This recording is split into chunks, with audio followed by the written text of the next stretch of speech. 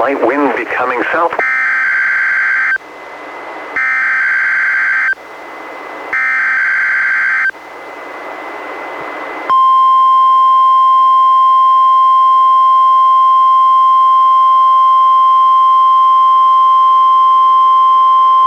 This is the National Weather Service office in Portland, Oregon.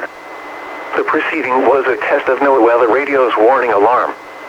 Tests of these receivers are normally conducted every Wednesday between 11 a.m. and noon. If there is a threat of severe weather on the day of the test, it will be postponed until the following week. This concludes this test. We now return to our regular programming.